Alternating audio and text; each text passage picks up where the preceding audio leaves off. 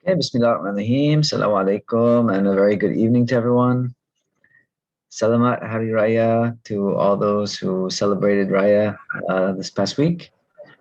Welcome back to our virtual campus.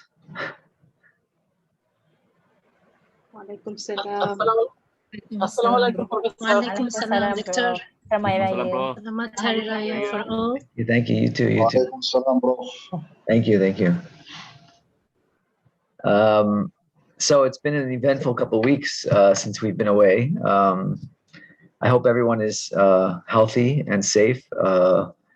As we all know, at least in Selangor, in our area here, the COVID situation is getting quite serious, it seems. So everyone just has to hunker down and, be smart and be patient. And I hope everyone here is well, and I hope all your families are well. We're getting more and more messages every day of people that we know closer and closer to us who are being affected by the situation. So it's a time where we just have to be smart, okay, and take care of each other. So let's get back to our task at hand here in the class. So we're into week 7, and as you know, we're 1 week behind the rest of according to the semester calendar, we're 1 week behind. So tonight's topic is we're going to now move into the segment of the course where we will be spending a few weeks on data analysis, okay? And data analysis is a very important topic in qualitative research. It's a very important topic for this class. Unfortunately, I would like to spend even more time on it than we do. I tried to devote about 3 or 4 weeks to analysis, so we'll be dealing with it for the next next few weeks, actually. And different aspects of analysis, we're not gonna just look at it from one perspective, but we're gonna sort of look at it from a few different perspectives. So tonight, we're gonna start by looking into the role of the researcher in the analysis process, something known as reflexivity in qualitative research. So it's sort of an orientation to how we approach analysis in qualitative research, because it's very different than quantitative analysis. And the role of the researcher is critical to the analysis process, and we really have to understand what is that role, and how does that role affect how we go about analyzing our data in qualitative research. So tonight's topic will be devoted to that, the reading presentation, as well as the discussion.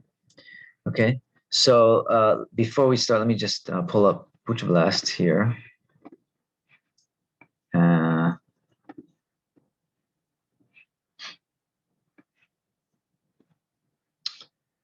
Okay, so as you can see there, week 7.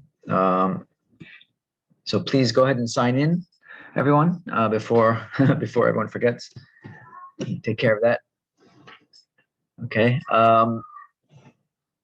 I did mention on the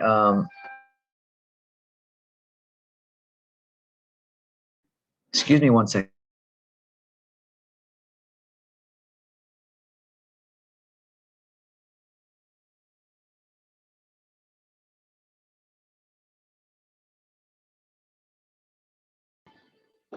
Shh, quiet, mommy got class. Shh.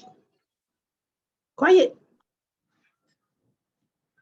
My Zura, I just did the same thing with my kids. Sorry, doctor, sorry. No. I went and just told my kids the same thing. So it's okay. Anyway, it's that time, evening it's difficult. 6 o'clock class on campus is really nice. I like 6 o'clock classes on campus because it's sort of like a time where you can really focus. The day's over, everyone's gone home, and it's like you just focus on the class. But at home, it's a totally different scenario. So we just do the best we can. Okay, alhamdulillah. So let's see, week 7. So I mentioned that on the WhatsApp group, I mentioned that I added this folder for the readings. I had not realized that I did not do that. I'm really sorry about that. it's really bad that I didn't do that. So here's the folder. So all the readings for the presentations are up here, both the ones that we've already done as well as the upcoming ones for the rest of the semester. Okay, so I'm really surprised nobody said anything. I was quite shocked by that. But anyway, so it's there now. I guess better late than never, right? And so back to week 7. Okay, so did you all, now I need your feedback on this. Did you all receive your problem statements from your Putra Blast file, folder, whatever you call it? Yes, bro. Yes, bro. Okay, that's the first time I've ever used that function where I actually download your assignments and then I go through them and whatever, and then I send them back to you through Putra Blast.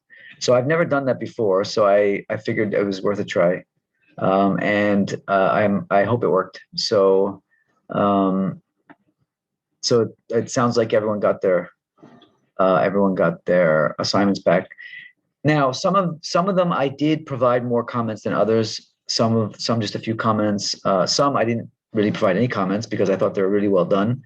At least for an assignment, and so I didn't provide many comments. But if you'd like further, if you'd like to discuss it further, anything I've written on there or just in general, your problem statement, just let me know. You can WhatsApp me and we can find time to discuss it a bit further. Okay. So, but in terms of in general, the problem statements, I would like to just make a few comments. Some of the things I noticed about where you're at with your problem statements, and I know many of you are early on in your study tenure, your first semester, second semester. So I understand that many of you are still formulating your studies and you're not really there yet in terms of exactly what you want to do. So I understand that. And don't worry about the points. Almost everybody got full credit or at least 4 out of 5 points. So don't worry about that. That's not really the purpose of it anyway. But one of the things I noticed is that almost everybody, about 90% of the problem statements I read, everybody starts off talking about the problem as it stands in Malaysia or in your local setting. Okay. A problem statement should not begin with the local context. A problem statement, when in Miriam's examples that I sent you, when she talks about context, significance, gap, purpose, when she talks about context there, the context does not mean local context. It does not mean study setting. Context means the context within the body of knowledge, right? So, you have to first delineate what is the core issue of knowledge that you're addressing. So for example, it's coaching youth, it's coaching youth executives. Okay, that's a general topic that has a body of knowledge, associated with it, right?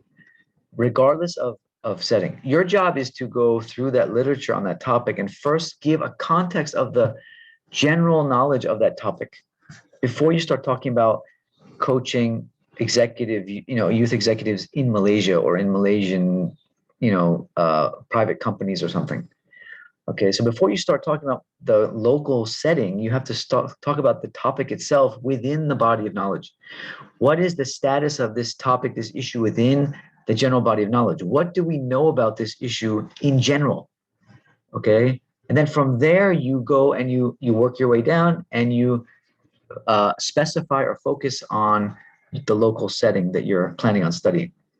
All right, so everyone please take note of that. It was one of the most common, I don't want to say mistakes. It's not a mistake. It's just not how you present a problem statement. It's just not how you structure it. Okay. Because a problem should be a problem for a PhD study, which is a theoretical type of study. You have to first, you have to situate your topic within the body of knowledge, because that's the body of knowledge that your study is going to contribute to, right? So you have to be clear as to what body of knowledge is my study going to contribute to. Okay, from my study on the specific context of Malaysian youth executives in private companies, how is that going to contribute back to the larger body of knowledge? Okay, to answer that question, we first have to know what is the larger body of knowledge and what is the current research in that area. Okay, so please really take note of that. I think I wrote that on, yeah, like I said, about 90% of them. That's a really important one. I'm trying to think of some of the other issues. I really appreciate the fact that most of you did a very good job of keeping it short within 2 pages, like I mentioned. I think only one, maybe two, went beyond 2 pages. So that was really good. At least you really tried to keep it concise. Okay. And as you see in those examples that I gave, when you have such a short space to work with, you have to be very economical and smart with your use of sentences. The sentences, what you actually put in the problem statement. There can be no wasted sentences, no wasted words. Every sentence has to count. So make sure that when you structure it, every sentence has a purpose, right? Every paragraph has a clear structure to it, and every sentence within it has a purpose. Okay. I think because many of you are still early on in your studies, there was a little bit too much background information in many of the problem statements. General background information doesn't really belong in a problem statement. It belongs in the introduction, the background of the study. So that comes before the problem statement. So a problem statement, you really sort of want to zoom right into what is the synthesis, again, synthesizing the literature. And so I know many of you haven't really delved into your literature yet because, again, it's still early. And I could sort of see that from many of the problem statements. Whereas those who have had a much better idea of what you're doing, I could see you've done much more reading of the literature and you're able to begin to sort of synthesize what's there and what the gaps are in the literature. Okay, so this assignment was really given to you for the purpose of getting you to begin to think about this, because this is really, the problem statement is really the heart of your thesis. It's the main argument of your thesis. So at least it gives you a sense of where you're at in terms of formulating your problem statement. And so it should act as a sort of check-in for everyone. Does anyone have any comments or questions or problems or anything you want to respond to based on what I just said from the assignment? Anything that was difficult or, feedback? Professor? Yes, Mr. Augustine. Yeah, there was no comment on mine. Okay, yeah. Some I didn't give comments. Nothing really struck me or stood out as being anything that was really worth commenting on. If you'd like to discuss it, more closely, I'd be happy to do that one-on-one, through WhatsApp or whatever, if you'd like more specific feedback. But for the sake of the assignment, there were some that I did not provide any comments on. So that is true. Others I provided. Does it mean they're okay? Now, that does not mean that you wrote a perfect problem statement. Okay, that just means that for the assignment, it was, but if, again, like if you'd like additional commentary on it, I'd be happy to do that for you. Okay. Thank you, Professor. Yeah. Okay, anyone else?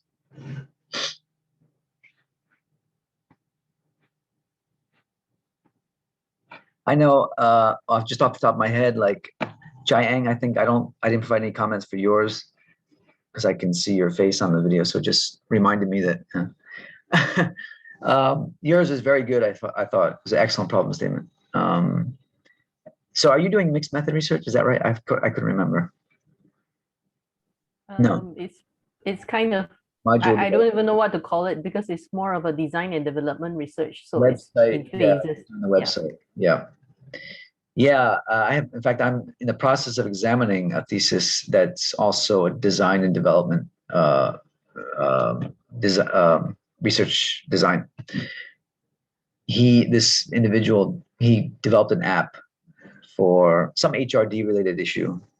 It's like a training assessment app or something. So he did it mixed method because he also tested it after he developed it. So that's quite common, but it's not necessary for a PhD. You can just develop it. So are you planning on testing it, or are you going to just get feedback from people, sort of a qualitative assessment? Is that right? My proposal, actually, I've already presented it and it's already been approved. It's going to go from design development to the point of testing it out on a feasibility study. That's going to be part of your PhD? Yeah. Oh, okay. All right. So that's going to be qualitative or quantitative? The qualitative phase was in the needs assessment phase. Okay. The testing part will be quantitative.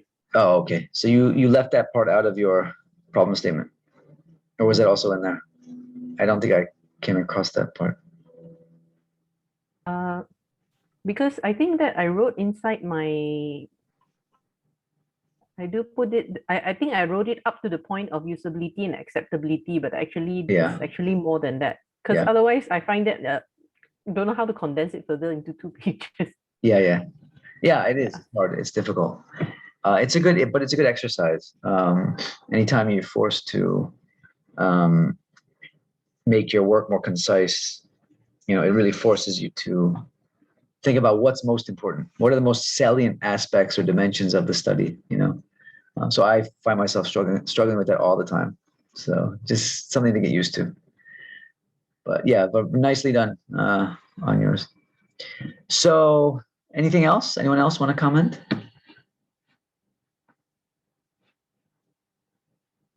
No. Okay.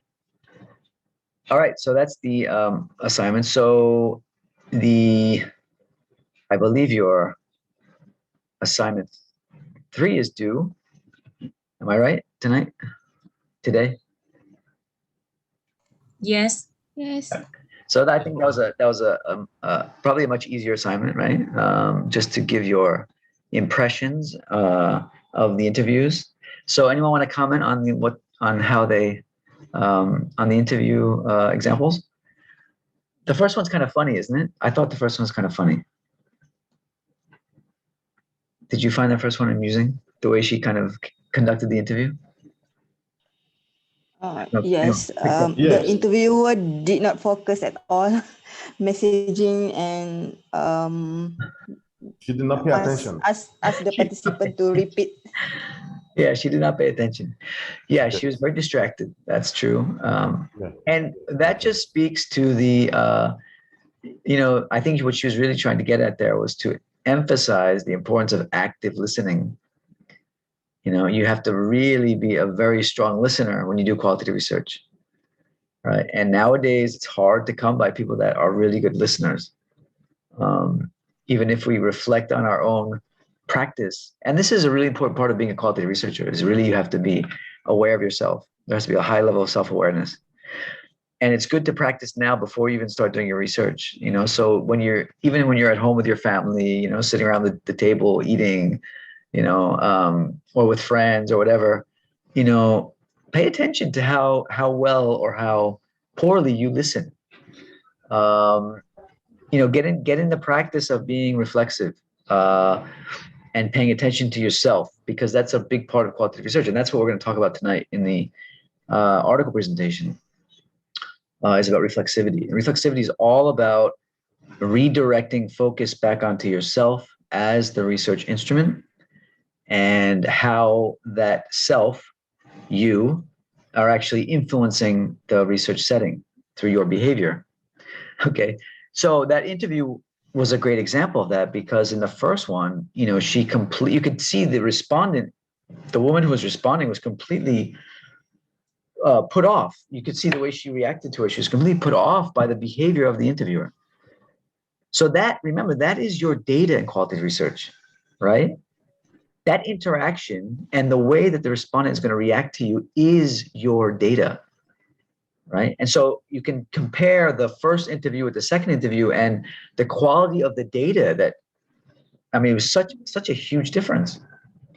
All right. So your role as the interviewer is critical.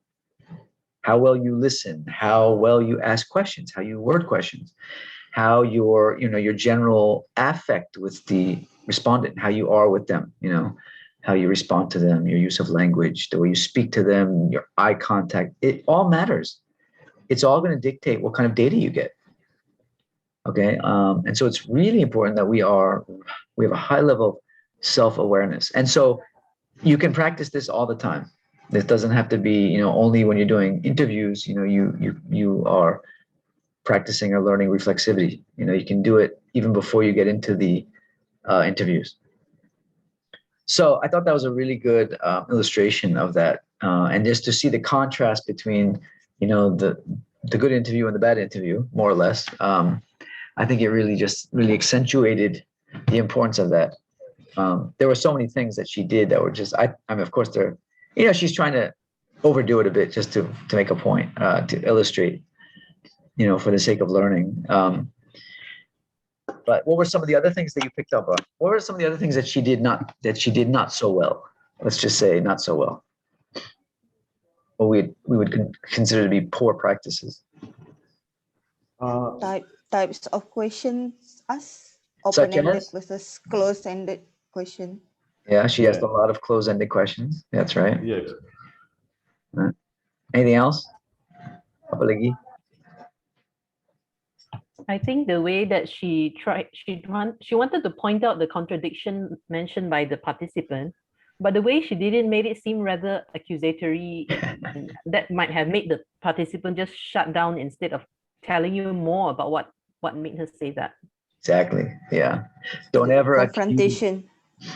Yeah, you don't ever want to be confrontational in a qualitative interview, even if there are obvious contradictions in what people say. Again, you have to look at it from the perspective of you're trying to learn from them, and you always want to give them the benefit of the doubt. So if anything, you come at it from like she did in the second interview, sort of a curiosity perspective, or I'm trying to learn what's going on here. Can you help me? Can you help me understand, why it first was like this and then you said this? So it's never from the perspective of, oh, this person's lying, I'm going to catch him. Okay. It's never from that perspective. It's always from. And she was in a haste. What is it? Sorry, Augustine? She was in a haste to wrap up she was in a haste to end the interview. Yeah. She had other things to do. So she's like, I'm out of here. Yeah. So a lot of things. But it's a good illustration. So, okay. Well, I'll go through those, inshallah, when this coming week. Okay, so in 2 weeks, so I've changed the date for assignment 4, as you can see here. So the next assignment will be your positionality statement, which we're going to look at tonight, inshallah, hopefully, if we can get to. That one will be due in 2 weeks, not next week. All right, so I've changed the date on that. That'll be due in week 9. Okay, so and again, this one is not long. It should be short. But we're going to look at an example tonight of a positionality statement. And on Puja Blast, I've uploaded actually 2 examples, so you can refer to those. One we're gonna use tonight as a sort of exercise, and the other one is for your reference. Okay, you can refer to it. And positionality statements are you'll mostly see them only in theses. You won't see so many of them in articles, journal articles, usually just because of space limitations. But you'll see short positionality statements in articles. Like, for example, in the previous week, the article we did on the interview guide development, the one that we wrote at UPM, in that article, we have quite an extensive positionality statement as a team, the authors, because we were requested to include it by the journal. And that's also a qualitative journal. So qualitative journals, of course, will expect, a more elaborate positionality statement. But in most sort of generic journals that are not solely qualitative, you won't find too many positionality statements per se. There may be a few sentences, representing the position of the researchers, but not very extensive. But you will find them in theses. Okay, a thesis, there is expectation of a statement of the researcher's position to the study. Okay, so we'll be discussing that, inshallah, tonight. And then just a reminder, the codebook assignment, so in the upcoming weeks, we'll be discussing this assignment much more when we get into data analysis more more intensively.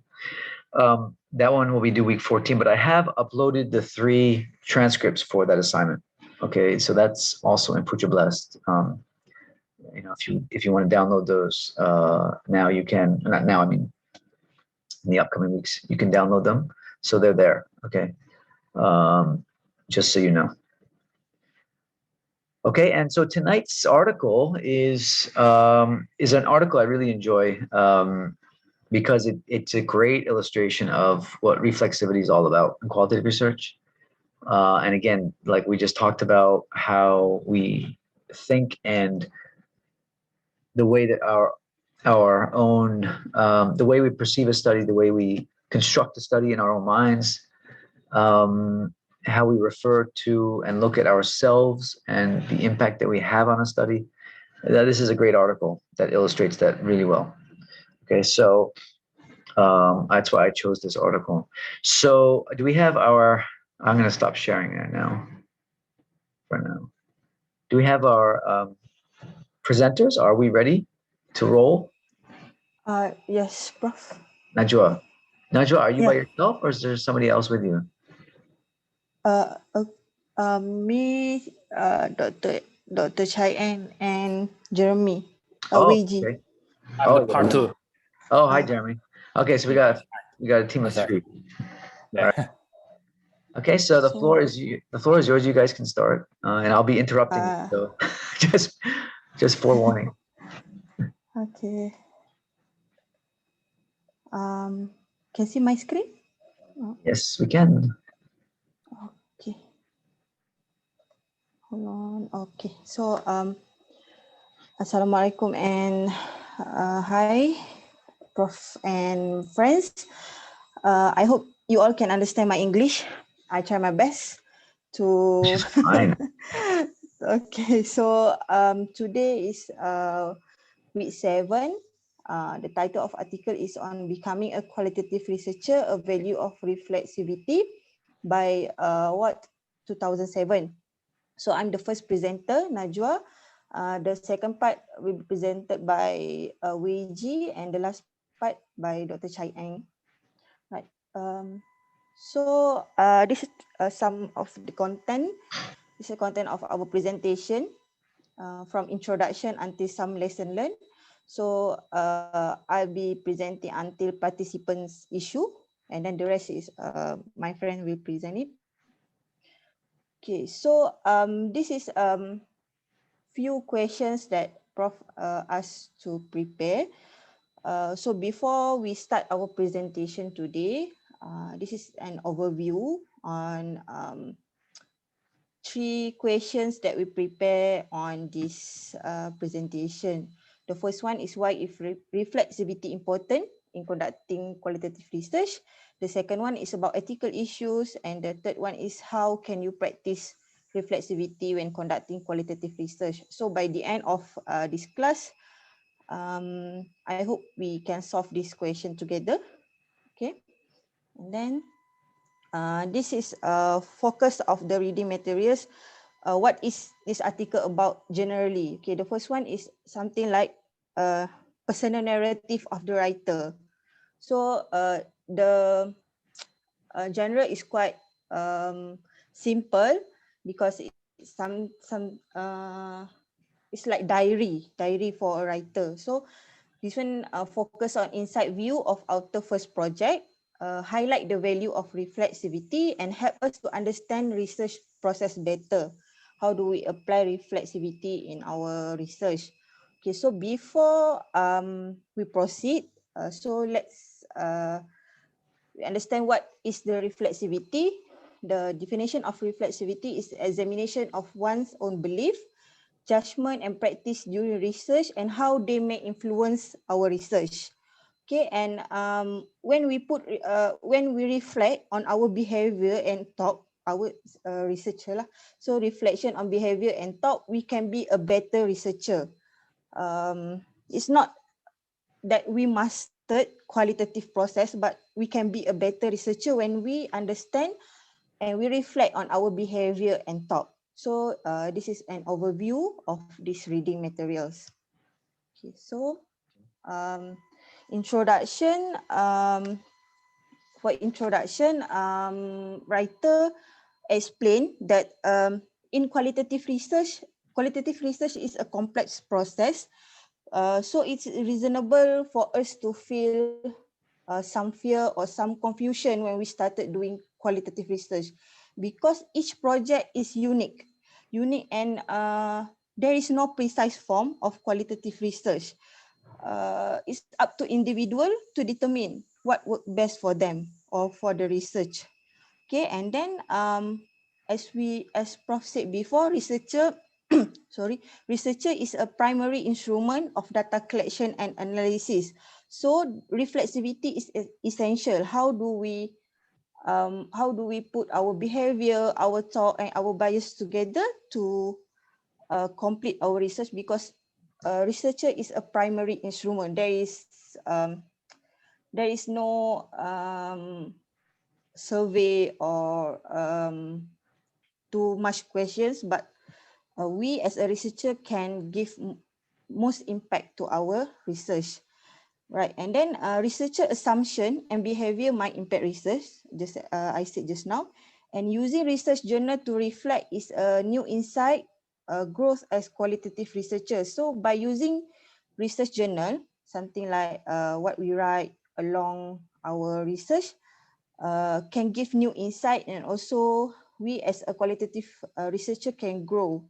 Right? And the last one for introduction is value of reflexivity can be powerful learning tool both during and after our research. So we initially we may rely on experts, but we need to understand ourselves better to make our research a better research. So that's all for introduction.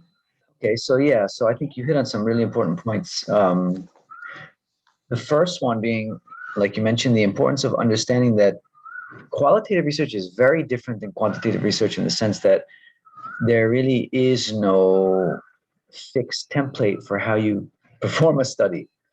Every study is very unique, and as the researcher and analyst, both, you have to really have some level of confidence that you can make decisions that may be unexpected, maybe not planned, maybe things that arise in the middle of field work, stuff like that.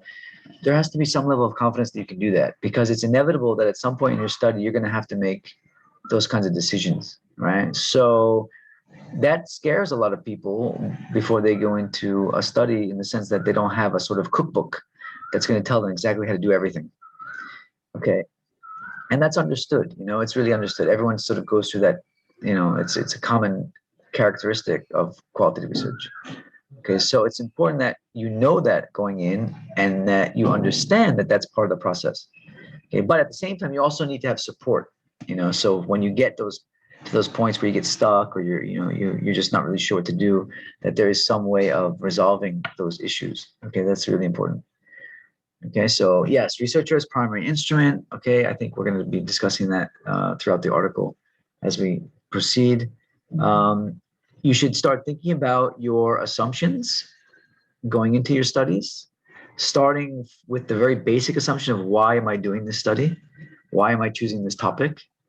And a good supervisor will, ask you those kind of questions. Why do you want to study this topic? What is your history with this topic? Does this have something to do with your workplace? Something you've experienced? Is it an issue that's close to your heart? Because those are all going to influence how you go about conducting the study. I always encourage students to study something that is close to their hearts, that something that they really care about, that's of real value to them. Because that was my experience as well in my PhD, is that those dark moments where you're feeling a lot of doubt, and you're feeling a lot of, sometimes even depression about your work, it's inevitable at some point in your study you're going to have days like that, where things are just not working and you just want to quit. You're like, oh, enough. What gets you through those days, if everyone's different, of course, but I know for me, what got me through a lot of those days was the fact that I really believed in my research, and it was just something that was of importance to me. I felt like it was a really valuable topic. And so, but with that comes certain assumptions, right? So it's important that you're aware of those assumptions before going into your study. All right. And so in this article, she talks a lot about the research journal. She kept a research journal, a very detailed research journal throughout the process. And it's like a diary where you're making comments to yourself as you're going. And she really highlights and really illustrates the importance of doing that and the power in doing that. A really good qualitative research study will actually change you as a person. I've seen this happen with certain people who have done very meaningful studies. They've really evolved as people because of the process. Okay, so it can be a very powerful process, and the more that you engage in this kind of reflexivity and you engage in journaling and stuff like that, you're going to start to see changes in yourself. I guarantee it.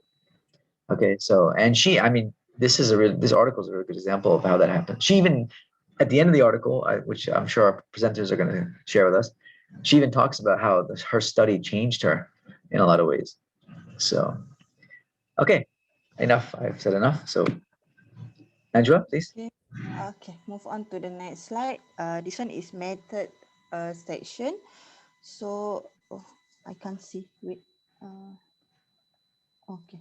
So, from what I read from this article, so basically,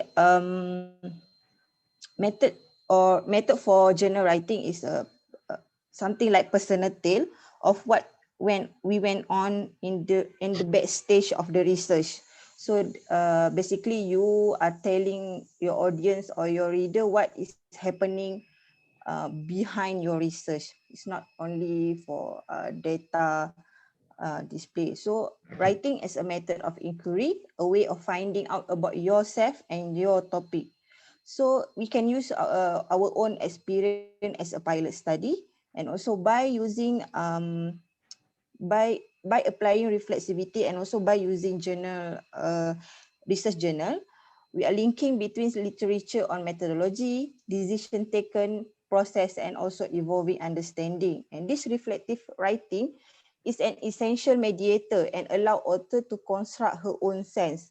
Means what does it mean to become a qualitative researcher? So that is the method or process or ongoing process alongside your backstage or personal state. What happened behind your, how do you get your data? How do you involve yourself in your study? Okay. The study behind the study. It's the study behind the study. A story behind the study. The writing is really important. Okay, writing. I really encourage everyone, write as much as you can. Try to write every single day if you can, even if it's just for 10, 15 minutes. Write something. Get in the habit of writing and write and write and write, because writing will help you crystallize your ideas and your thoughts. Okay. I've had so many experiences as an academic where I thought I had a great idea, and I went to write it, and I realized that I couldn't put it into words. And it really forces you to really rethink all these different ideas that you have. Okay, until you can put it in writing in a very sort of clear way, a clear form, you don't really have a good idea. I mean, the idea, if you can't really express it in writing, it's not there yet. So it'll help you really to develop your thinking. Writing helps you to develop your thinking. Okay, so that's why you need to get in the habit of writing as much as you can. And all of us, everybody needs to improve in their writing. Writing is something that, you get better at it the more you do it. Okay, so I wish I could write more than I do. And I do quite a bit of writing, but it's just something that you have to keep doing regularly to improve in it. So that's my encouragement to everyone. Okay, the next one is why a research journal? So in this article, writer explained why did she choose to write a research journal. Okay, so according to her, experts recommend writing short notes or something like short notes to oneself during entire research, so that you can see what is actually in your head. You discover things in your head, and you are more aware of your thought and idea. Sometimes when we write, we can be aware of that's something that quite hidden in our talk, something that we did not think before. So by writing, we can express the hidden ideas. Okay, and then the audience also can see the knowledge construction from scratch and what something like I said before, a story behind a research. So audience can see how do we develop ourselves and also our research. Okay, and apart from the data itself. So, and then the next one is able to identify what we know and what we do not know. Sometimes when we write a research journal, then we suddenly remember, okay, this one, I still need more information on this instead of this. So that is the benefit of the research journal. And the last one is making assessment about our bias, feeling, and also thought, because this bias, feeling, and thoughts will influence our research a lot. So when we writing a research journal is one of the way that we can develop more ideas and aware of our ideas or hidden thought. So that is why this writer choose to write a research journal. Yeah, the qualitative researchers, you really, I don't want to say you must have it, but like you really should have some form of a research journal. Okay, some they refer to it as a logbook, research logbook, researcher's diary, right? Something, whatever you call it, doesn't matter, but you should have this thing, because it's part of your audit trail. Actually, when you go back, you want to show how parts of your study developed and all that. You need, it's there. It's there. You can show people in your research journal, this is how this theme developed or this idea developed or whatever. So it's part of your audit trail. So it's just a good practice, a very good practice to do. Okay. Okay, so next is another part is purpose, my research purpose. So in this article, writer explain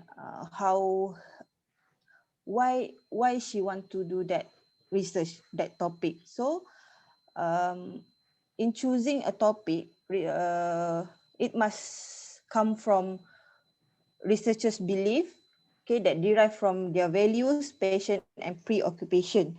And then to choose a topic, qualitative researchers should figure out which issues, uncertainties, dilemmas, and paradox in the context, right? And then there is 3 purpose that we need to consider. It's called our reason for conducting a study. The first one is personal purpose. The second one is practical purpose. And the last one is research purpose. For personal purpose, it will lead to trustworthiness, that will be explained by my friends later. And then the second one is practical purpose, something like if we do this research, if we choose this topic, can we apply it to a larger community, or can we generalize it? So what benefit that other community will get? So that is practical purpose. And then the last one is research purpose. It's more on gap in knowledge and also to gain insight. So these 3 purpose we need to understand, and we need to choose wisely based on these 3 purpose: personal, practical, and also research purpose. So in this article, writer explain what is her personal purpose, what is the practical purpose, and also what is her research purpose. And then that's how she choose this topic. Okay. And then like I said before, for personal reason, personal purpose, researcher will aware of their personal reason or subjective motive of carrying out studies, and it will lead to trustworthiness. And journal writing helps to think carefully what we want to do and why. So this one, I have some experience in my undergrad study, which I did a fully qualitative thesis, but that time my SW just said, okay, Najwa, you have to do one one subchapter, self-reflexivity, you explain why you want to do this study. Right. But that is before I read this article. So I think self-reflexivity is only why. But when I learn about this article, reflexivity is a wider topic, is a deeper topic. So I think that is only undergraduate level. So as we just said, you just write why you want to do this topic. That's all. So that's, I figure out that can be my purpose, personal purpose, and also practical purpose. That's a good start, though. Good place to start. So can I continue? Yes, please. Okay. Unless there's questions. The next one is for designing the study. So qualitative researcher will face these three challenges. Develop conceptual framework that is thorough, concise, and elegant. Planning design that is systematic and manageable, yet flexible, and integrate all this into a coherent document that convinces the proposal reader that study should be done, can be done, and also will be done. So that's why in the introduction, this writer said each case study or each qualitative research is unique. And there is no precise form because we develop our own conceptual framework, we plan our design, and we integrate all this into coherent documents. Means our research is unique and is quite different from the others. Okay. So the second one, in designing the qualitative study, it requires much thought and reflection. So writing journal can facilitate it, can help you with this thought and reflection. So you are aware of your thought and you reflect on your behavior and also your purpose. And then this article writer realized that when she used writing journal, she used journal something like narrative. So her attitude toward the topic shifting into more positive direction. So she is more aware how this research can be influenced by her behavior, by her belief, and so on. Yes. Again, just to stress on the importance of writing. The nice thing about a writing journal is it's yours, and you don't have to show it to anybody. And if you even however you want to write it, whatever language you want to write it in, it's up to you. It's totally yours, and you can write whatever you want in it. But it's just a good practice, and these are some of the reasons why. We don't write enough, I think, all of us, and it shows. It shows when we actually have to write something formal, because a lot of the formal writing that we produce is sort of based on our informal writing. And so this is an example of informal writing, this research journal. And so if we take this more seriously and do this more regularly, it'll also definitely impact our formal writing. Okay. And like she says, it affects your attitude toward the topic because your attitude towards your own topic will start to evolve the more you write about it. Okay. It's really amazing how it happens. It's quite remarkable. So, okay, go ahead. Okay, so this is the last part for my presentation. That is participant issues. In this part, writer explain what influence her choice of participants and also some challenges that she faced during selecting or during collecting the data from participant. First, author choose participant because of easy access. Easy access means they are her neighbors or her kenalan, her someone that she knows, and also they can provide the opportunity to learn to the writer. Can I interrupt? Yes. Sorry, can I interrupt you, Sijap? Yes. Can you just tell the class, for those that didn't read the article, just very briefly, what is her study about? What's the topic? This one is about homeschool. Yeah. The study is about homeschool. So she as a writer want to explain how the homeschool might give a better opportunities to the children. So the participants is among the family. I mean, the Right. father, mother, and also their child. And it's a pilot So, study, am I right? It's a pilot it's a pilot study. study. Yeah. Okay. Okay. But later got some difficulties arise. That's uncertainty about her participants. So by using general writing, this author aware of the challenges that she faced. Okay, the dilemma is consider the needs, best interest of participant versus reporting finding using author's own interpretation. So in this article, she faced a dilemma where how can she present the data, or how can she report the finding without offended, or without making her participants offended, or she don't want to display or show that her participants is from negative side, something like that. So she said, no matter what we learn from course or literature, we can appreciate the gravity of this issue until we begin to work with actual participants. That means when we study about theory, when we study about all the epistemology, but we will not know the taste of challenge until we work with actual participants. So Right. different participants, there will be different challenges arise. So she said, we will truly learn when we begin our data collection or when we work with our actual participant. Okay, and So, then sorry. Okay, Prof. So sorry. No, I just wanted to add a bit to what you were just saying. So her dilemma was that she knew these people that she was studying, right? And this will happen. Some of you will study, will be involved in studies where you may know the people, you may know the participants. Maybe they're people from your workplace or people from your community or something.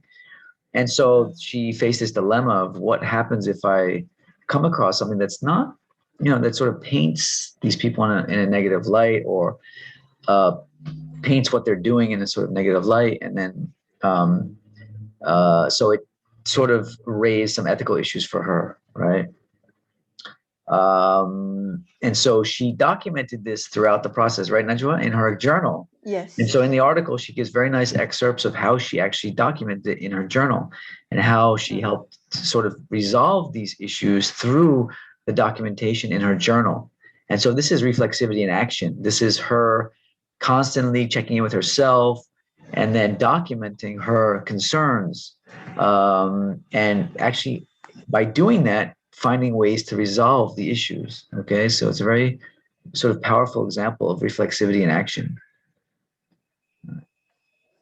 Okay, so here where she faced some ethical issues, something like she because she know the respondent, she know the participants. So how do she maintaining rapport and causing no harm in one time? So she need to have clear borderline between research and also her neighbor or her acquaintance, something like that. So, and then the third one is there is enough data, or we are asking too much question to participants. So this one also make put researcher in dilemma sometimes.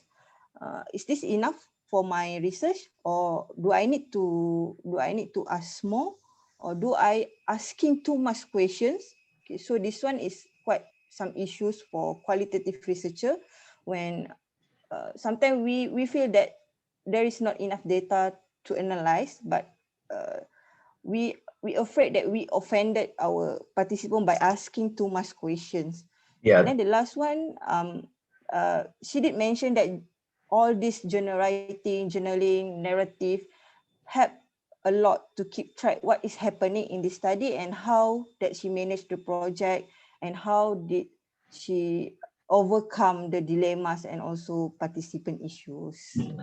Yeah, that third one is a really big one. Is there enough data? A lot of students face this dilemma. And like Najwa, like you said, it's this feeling like you're kachawing people. And, you don't, also because they may not give you a lot of time to collect data. Nowadays people are very busy, and especially if you get participants that are not appreciative of research, they may feel like you're wasting their time or you're bothering them. Or so this is a real big issue, because even again, like in class we talk about from a theoretical perspective on data saturation, which is very idealistic, but in a lot of studies, you don't even get to the point where you reach data saturation before you're sort of cut off from your participants because of the lack of access given to you. People just don't want to be involved anymore, and they say, what, I'm sorry, but one interview is enough, or something like that. So it creates real life dilemmas, and she really gives an example of one, where, of course, it came more from her, not so much from her participants, but she felt like she was starting to really kind of bug or annoy her participants because she had to keep collecting data. And she's collecting it in their home. She's in their home observing their behavior and stuff like that. And after a while, you feel like, oh, I really must be bothering these people. And that sense of intrusion. So that's part of qualitative research fieldwork, is finding that balance between collecting enough data and not causing any harm to your participants. Okay, so that's all for my parts. I will pass presentation to Jeremy. Thank you, Najwa. Nicely done. Okay. Yep, it's my turn. It's your turn. Okay, good evening, everyone, and Professor Latif. And my name is Wei Jie, and you can call me Jeremy. It's okay. And my presentation consists of two parts mainly: data collections and the emergent nature of qualitative inquiry. And then let's. Okay, the first of the section is the data management. And first, why do we need data management? Many observe that qualitative research must expect to be overwhelming with the sheer volume of data that accumulate. The author soon discovered the truth in this statement, not noted in my journal that papers were peeling out even after just one interview. So that a lot of data he will accumulate from just one interview. So the data management is necessary. And how do we make data management? And the next is the author decided to include field notes in my research journal because I reasoned it would be easier to see connection if everything in one place.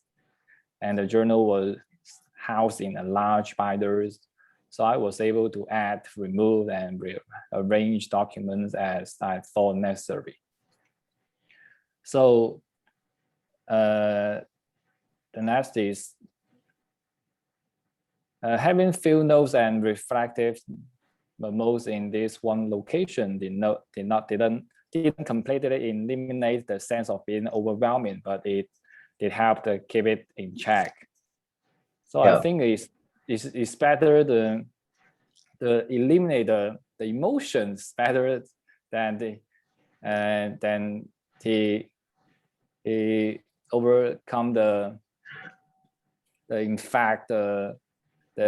data he accumulated. Yeah, so this is a really, oh, sorry, Jeremy, I cut you off. You go ahead. This is a really important part of qualitative research, is data management, because you're going to have a lot of data and you have to have a good system for managing it. Of course, this is 2007, so she's she's still using pen and paper, sort of a traditional hard copy method of managing her data. Of course, many people now will rely on computer-based qualitative data analysis software and stuff like that. But regardless of what you use, whether it's digital, electronic, or hard copy, you still have to have a system for managing it, all the different types of data that you're going to have. And it's hard to completely avoid some form of hard copy notes and stuff like that. You can do a research journal. You can include a research journal within your, for example, if you're using a software program like NVivo, you can have your research journal in NVivo or on the computer. That's fine. You can have an electronic version of your memo, of your journal. But whatever it is, it needs to be systematic, okay? Because you're gonna have to be recalling data and then making notes.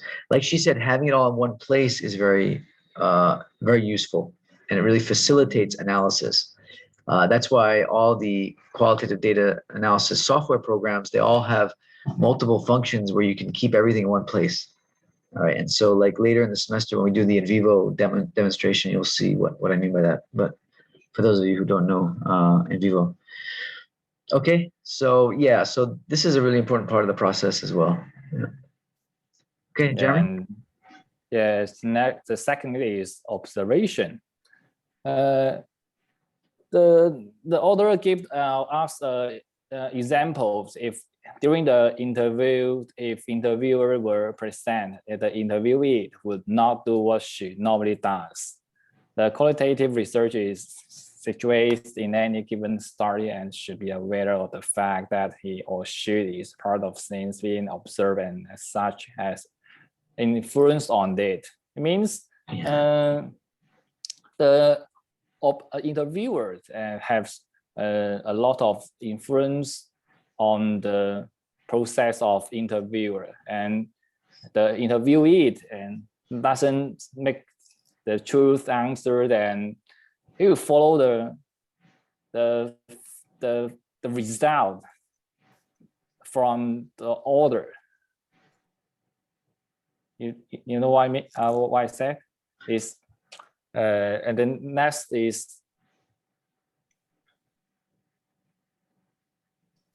some experts suggest that it's now possible to question whether observation object is either desirable or feasible as a goal. So the interviewee will follow the questions from the interviewer, and he doesn't make the truth heart from the deep heart. So and Susan's questioning of my proposed observation also highlight the power of relationship that exists in any research situation. And finally, the author decide not to use observation and provide with us insight into personal approaches to participants' research relationship. So, okay, thank you, Jeremy. So what just happened in that, especially in that second part there on the slide, where she realizes that she had this plan to do intensive observation of her family that she's studying, and then suddenly she decides, well, you know what, I don't think I can do that. What is that an example of that kind of? During the interview, and the interviewee doesn't make the truth answer, and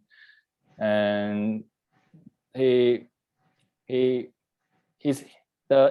interviewee's answer is a little bit fake, not true from their true situation, because a lot of questions is more emotional and how to say that?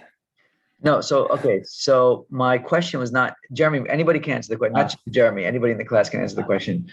What I'm saying is that when she decides that her plan to do observation had to change based on what she saw, who can tell me, from anybody in the class, who can tell me what that's an example of when you make changes to your research plan midway through the study.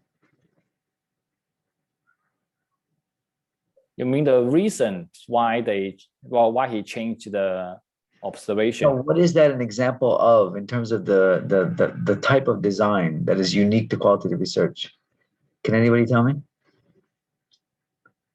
This is very unique. You don't find this in a quantitative study where you suddenly decide to change your approach to data collection, or you suspend one of your, your data collection methods or something.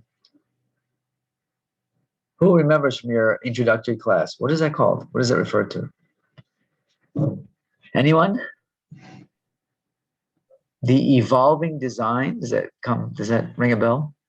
The evolving nature of the qualitative design. So we say qualitative research design is evolving. In other words, it is bound to change as you go along based on the conditions in the field, what happens in the field. All right. So this is a really good example of that. She's just doing a pilot. This is just a pilot, what she considers a pilot study. And she already had to abandon one of her major sources of data, which is observation. Okay.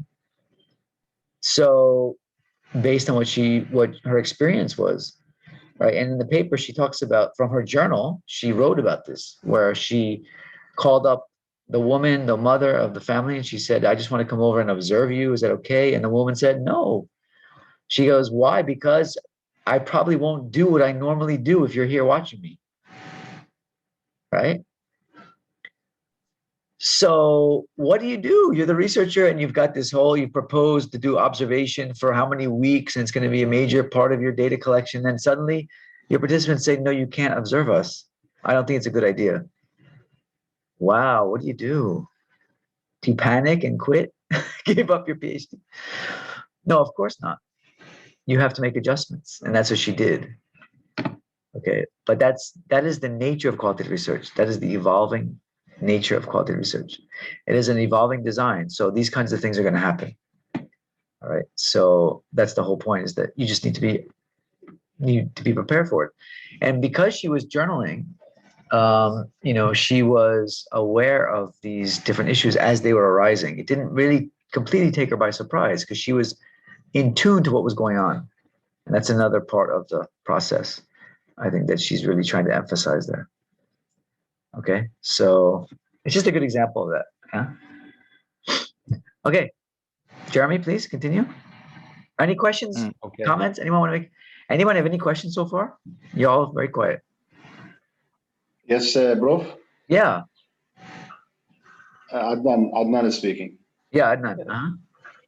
I still remember that I was reading one thesis about qualitative thesis, case study thesis, where the researcher decided to have three methods, which are in what we call that interviews, focus group, and observations. Yeah. But suddenly he mentioned there, I was not able to observe the employees in that company because of the gatekeeper. Yeah. So he mentioned also all these details in his, procedures. Yeah. While he was writing up the thesis, he said that yes. he was not able to because of this difference. Yes, that is the that is the nature of qualitative methodology. Is you should be you definitely should be disclosing that in your methodology. Right. So we should include everything. Either, for example, if we didn't do that, we have to. And also we have to say what's the impact of not observing, or like this. Should we explain all of this while we are writing the methodology part? Well, because it sort of constitutes a limitation of study to some degree. Because if you had a solid plan of triangulation, which would have reinforced the trustworthiness of the findings, but for reasons beyond your control, you could not do that, or you could not include one of those three methods. It does act as a sort of limitation of the study. Because it's gonna reduce the trustworthiness of the findings. So I think, it would definitely be good to definitely mention that. Absolutely. Thank you, Prof. Yeah. Sometimes people replace, instead of observation, they add something else, document analysis or something, or they don't, they just leave it at that. Because sometimes if you just have, like, for example, you're doing, okay, like you said, a case study, and then, maybe you only have interviews, or you only have interviews and focus groups. Whereas for case study, that's kind of limited, because the case study really should have multiple data collection methods in there. You should have that kind of triangulation embedded within the design, ideally. But you don't, because of these kind of barriers. It's really important that you mention that. Definitely. And you can frame, like I said, you can frame it as a limitation of the study, but it was beyond your control. There was really nothing you could do about it. So. Thank you, Prof. Thank you. Yeah. Thank you for raising that issue, Edwin. Okay, let's let Jeremy continue for another few minutes, and then we'll take our break. Okay, Jeremy, go ahead. Okay, the final part of data collection is interview. During the conversation between the interviewees, when others left the room, they could not tell the true stories. Yet, this is the mentioned before, the light observation. And there was no doubt that others' presence was influenced the natural knowledge generated in this interview situation.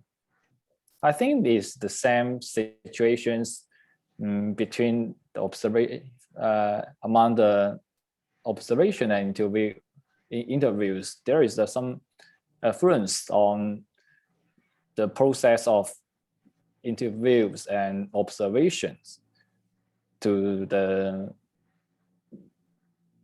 results, lead to the result. And next is, and the next, increasing qualitative research realized that interviews are not natural tools of data gathering, but active interactions between two or more people leading to negotiate contextually spaced results. And the next slides, we should combine those slides together, but make mistakes, so they separate to 3 slides. And after facing with concrete interview situation that the service orders had read about become more explicit, design interviews would be informed and conversational, exploratory, flexible, with open-end questions. And the next is, okay, so sorry, what do you, can you go back? Can you follow what's happening here? What he's reporting here, what happened in her with the interviews? Yeah, there is examples. He So mentioned that. Yeah, she changed her interview approach, right? Is that right, Jeremy? Yeah. Yeah. So why did she change her approach? Because let me think about it. Because I make the PPT before the vocation. Sorry, I didn't understand you. Because he when he absent, he will talk to another people, and he presence in the situation, and the interview that doesn't say anything. Yeah, so she's basically reacting to what kind of responses that she got from her respondents, and so that's one of the important things about a pilot study. You don't have to call it a pilot study, but pilot interviews, for example, go out, do some practice interviews, some pilot interviews, again, to see how people are going to react to your questions, to see how they're going to answer, to see what kind of data you're going to get, right? And then again, making adjustments, which is a theme throughout this whole process of qualitative research, making adjustments to what happens in the field. All right. So yeah, she realized that she had to make some changes here as well with the interview. And then she decided to do, as she mentioned, she decided to do a more informal conversational style of interviewing. Okay, what we would consider to be a open-ended or a what's the term? Anybody know for those types of informal conversational style interviews? What is the term that's usually used in qualitative research? Who remembers? Unstructured interview. Yes, thank you. Unstructured. So she used a more unstructured interview approach, right? And that may also be because she knows the people, she's familiar with them already, right? That may be part of the reason as well. So again, the idea of making adjustments of your methods midway through the study. Okay, the evolving nature of the design. Okay. But there's a question reminds me that professors, and when we facing the problem during the interview or the observation or other methods in research, and how should we control the other factors not influence on the process of the interview is, such as like that. What type of factor are you talking about? The many factors will infect our process of interview, such as the environmental and the emotions of the interviewee, and the questions. A lot of factors will infect that. So how to control that, and how to let me realize that, there is we should control that, and we should eliminate the factors out of our process of interview. You can only control it so much. Yeah, and it depends on what type of factors. For example, like what you mentioned, the environmental factors. So when you're planning the interview, try to plan a location that's suitable to do an interview. All right. So for example, best not to do a qualitative interview like in a public place that's noisy and that's busy and stuff like that. Best to do it in a quiet place if possible, right? Where there's less distractions, where it's fairly comfortable, and stuff like that. So the environmental part you can control by planning, having a good planning of the interview. And then, of course, the respondents themselves, they need to understand what this type of interview is, what the function and the goal of it is, right? The nature of the interview, right? It's you just inform them it's more of an informal discussion, but it needs to be in a quiet place, and there's going to be recording, and et cetera, et cetera. So they're aware going into the interview what to expect. All right, so that helps a lot as well. And then of course there's the ethical issues that you have to make clear to them. So for example, like at any time if they're uncomfortable, they have the right to stop the interview, to leave the study if they're not comfortable, or they don't want to be involved in the study anymore. They have that right at any time. They can leave. Making them clear about what is the study about that they're involved in, why their participation is important, and all that. So preparing the participants for the interview is very important. Preparing the setting, planning the setting as much as possible, ensuring there's adequate time, all that. So it's a lot of planning and preparation, a lot more than you would think, actually. And so if you do that well, usually you can control a fair amount of those things. Oh, yes, thank you. But what happens in an interview, sometimes there's really nothing you can do. For example, if you happen to touch on a sensitive topic that becomes emotional for people, some of those things are really hard to predict. Sometimes you don't realize that you're going to trigger something in them.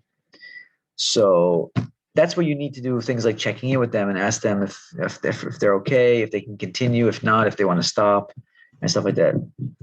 So you have to always be aware of the ethical responsibilities that you have. Okay. Thank you. Sure. Yeah, and we can get some information through the 3 interviews. Then first interviews is started by focusing on how things have gone in research situation. And related to the methodology literature, author was better situated to make adjustment before moving on to the next stage. That's from the first interview. And the second interviews, we can know that the second one. Author found that each interview provided a foundation of detail that helped to eliminate the next and began to appreciate the first hand why interpretation must necessarily be ongoing. There isn't much sense to go out and get more if you haven't digested what you took in last time. Yeah, and the third interview is qualitative alone is not enough. The content of that data is also vital. Reflective interactions with both the data and the literature directly influence the decision-making process during the study. Clarify the particularities of given situation, which was an important step in defining possible ways to proceed. Yeah, that's the 3 interviews that the authors get out some information and conclude the main ideas talks is that trust to us, to the readers. The main issue is what? Sorry. I mean, we can get some information through the 3 interviewers, and the authors summarize the main ideas, such as clarify the particulars of given situations, and the content of data is also vital. It's not only just the observation and interviews. So she did 3 interviews with each participant. Okay, so based on the recommendation by Seidman that she mentions in the text, first interview, as Jeremy mentioned, the first interview is more of an icebreaking. Yeah, it's more of an icebreaking, asking the sort of general questions, not getting into too much detail yet. Developing that rapport with the participant, etc. The second interview focused mostly on the concrete details. So she goes into more depth and does a lot of probing and asking for specifics in the second interview. And then the third interview is more of like a check-in or a member check-in, where she's clarifying anything that's not clear from the first 2 interviews. She's getting them to elaborate on any ideas that they had that were not well explained. She's asking any follow-up questions, plugging any holes, and all that. So by the third interview, she comes out of it really crystal clear of what she has found. So I think that's a really good model. I mean, if you can get 3 interviews with somebody, it's not always possible, but what it does is it shows that 1 interview is rarely enough. Rarely is 1 interview enough with a respondent. Okay. Again, qualitative research is aimed at acquiring an in-depth perspective on things, right? And so arguably it's kind of hard to really get someone to speak in depth about something from a single interview, right? Although most of our studies, we do limit many of them to 1 interview per participant with maybe some follow-up questions through email or WhatsApp or something. Which is also, it's okay. It's fine to do that. No problem. But in an in-depth type of study, it's if you can follow that Seidman approach of 3 interviews, you can really be sure that you're going to get real good quality data. Okay. So she gives that example. Yeah. All right, Jeremy, is that the end of your section? Because I think it's ready for our break. Give me one more minute, okay? Okay, one more minute. All right, sure. Yeah, the part of is emerging nature of qualitative inquiries. And experience with data collection have shown how I depend upon purposeful reading. Yeah. I can get down on papers on my thoughts and reactions to this information. It's a place to interact with what I'm reading, which is promotes my own learning and understanding. Yes, they have proposed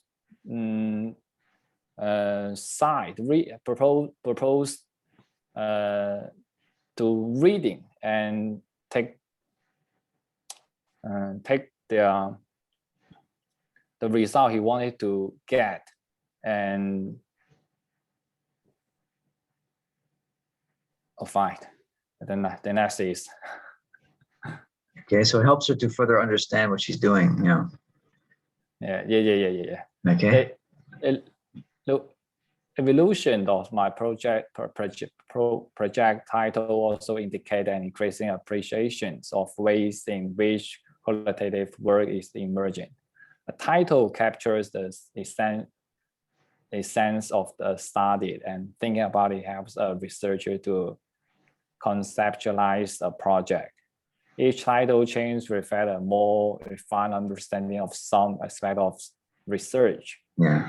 That means they combine every sentence, every passage into a sentence or into a vocabularies, minimize their data and build up and make some data management to better understanding how he should further research. That's what I mean. Yeah. So here she's talking about the role of the title. Actually, yeah, the actual title of the study, and how as she goes along and how her study evolves, how the findings emerge, her title keeps changing because, again, she's reflecting on the emergent nature of qualitative research. In other words, as you go along, you are learning more and more about the topic, all right? And your findings become more and more refined. And as that happens, your title also evolves to more accurately capture what's there.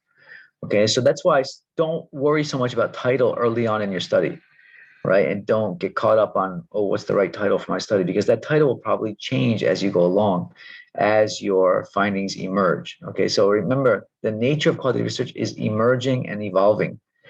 Okay, you have to really understand that. So I really like the fact that she mentions about titles, because that's been my experience as well.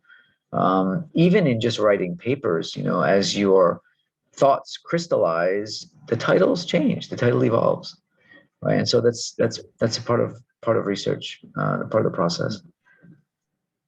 Yeah, the title always changes. Yeah, so she uses the title as an indicator of how the study is evolving. Yes, the importance of representing the participants on their own terms through the meanings they attach to their own words and actions.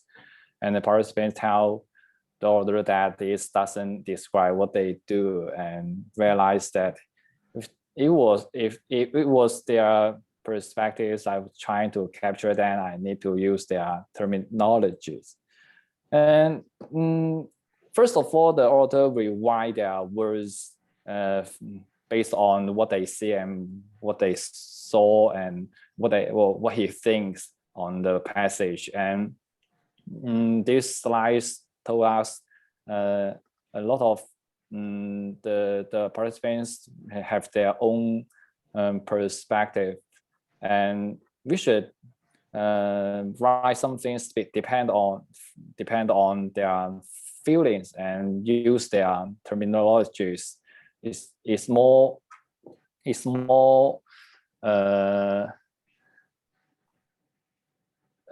fit. It's more reality, I think. Realities to the participants, the true feelings of their. Okay. All right. Thank you. Jeremy, is that it for your section? Yeah, thank you. That's all my sections. Okay. Thank you guys for listening. Thank you, Jeremy. So that wraps up the second, our second presenter. So let's have our break now. We'll take our break. And then after we come back, I guess Chai Eng will finish up. Is that right?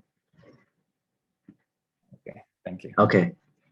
Okay, so let's, we'll take about a 20-minute or standard 20-minute break. Come back at about 7:50, okay? Okay, Prof. All right, see you guys in a bit. Okay, bro. Okay, Bismillahirrahmanirrahim. Are we ready for the second half of the class? I see you guys have been chatting in the chat box, chat room box, whatever you call it. So let's see here. Oh,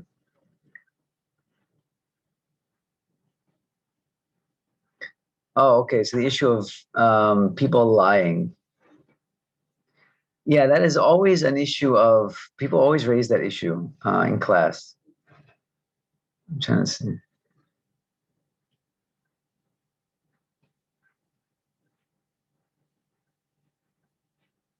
Yeah, Chai, I like your question, Chai, your question about why do you think the participant lied? Perhaps in his or her perception, that's how he viewed it. Yeah. Yeah, it's really important that we don't make any assumptions about participants lying.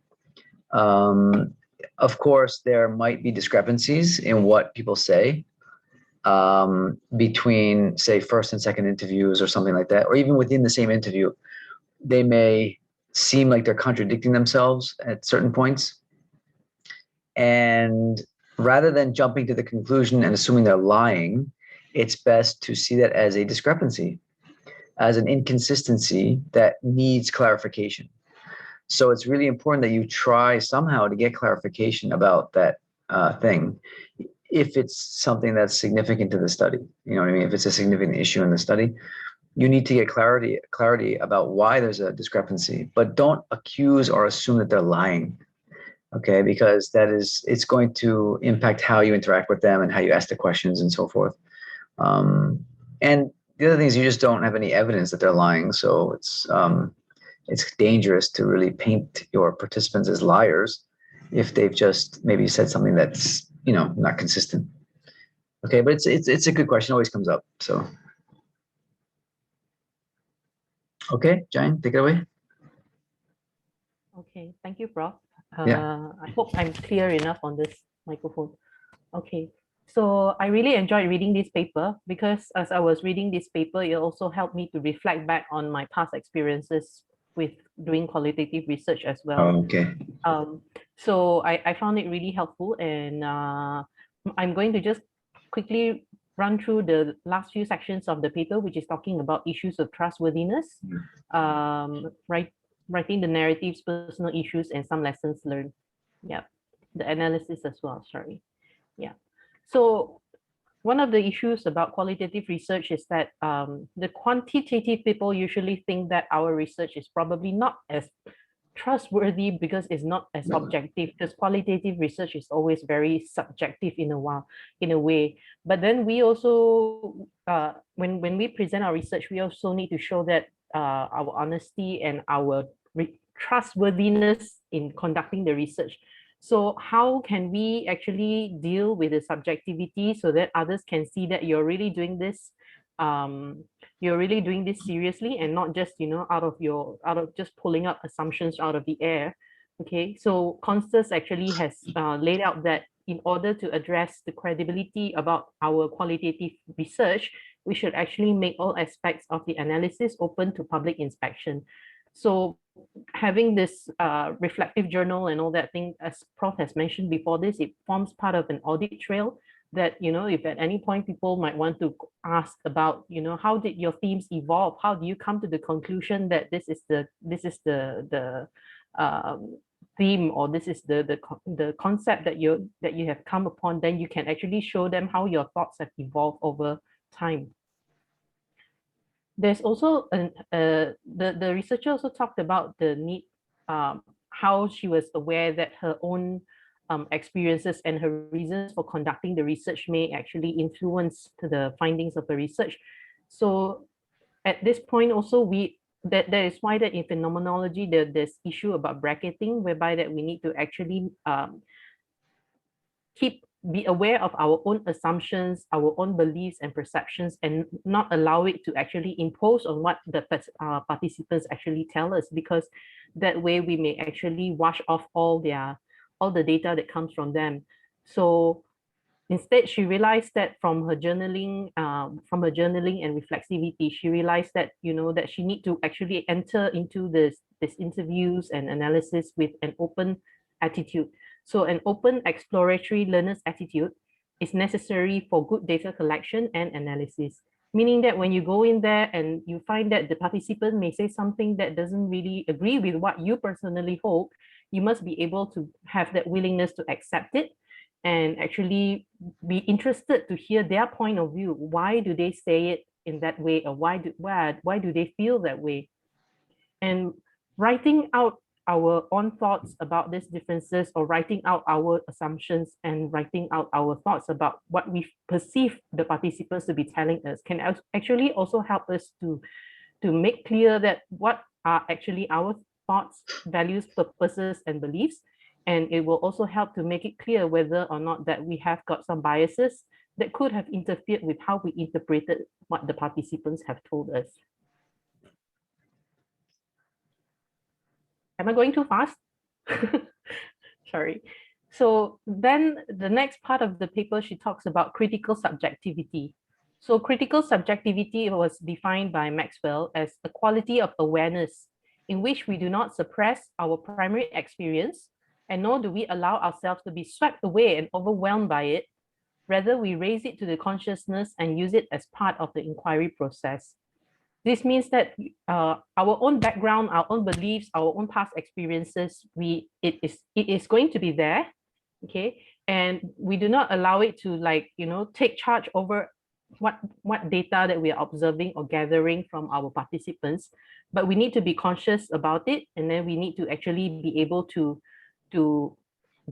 sort of like put it at one side, right? Be aware that it's there, but also be aware that when we interpret the participants' words and all that thing, we do not actually allow it to overflow and drown out what participants are trying to tell us. This is so that we can actually be able to get the truth or the gist or the essence of what the participant wants to tell us. But in fact, knowing our own experiences, it doesn't mean that it becomes a limitation to us. Why? Because having our own experiences and our background, it actually can enrich the analysis, because why? You are able to see it from an angle of an expert from your angle, right? But you also consider your participant to be an expert from their angle, and you're seeing this, how these differences or similarities may actually come together, and it sort of like give you a different viewpoint from And also, if let's say the similarities, it also gives you an insider's viewpoint of it, so that you can empathize, or you can actually be able to accept and understand what the participants are trying to tell you.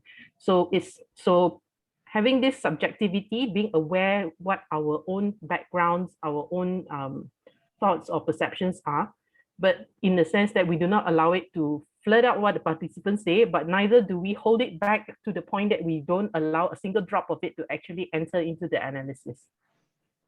So you can make use of those things, if you have a lot of prior experiences that resonate with your findings, you can use those for as prompts, for example, to probe on different issues, So for example, if the participants say something in the data and then you've had a different experience, you can use your previous experiences as points of probing and of sort of leverage points for better understanding your participants. Do you know what I mean? So you can make use of those previous experiences, even if you have biases, you can use those in a constructive way, and that's where you really take advantage of that subjectivity, and you use it and you use it rather than letting it use you, in other words. Okay. So then the next part, talking about triangulation. Triangulation is always being mentioned as one of the important points for a qualitative researcher to justify the trustworthiness of their data, because we are gathering evidences from different aspects or different angles to show that they're all pointing towards the same thing or the same direction. So in the paper, she has described it as a confluence of evidence that breeds credibility.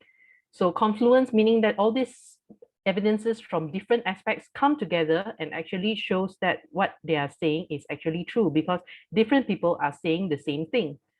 And this can be from comparing the descriptions of different participants, or we can use different sources of data, as earlier on we've mentioned, talking about whether we get information from the interviews, we can get information from observations or documents.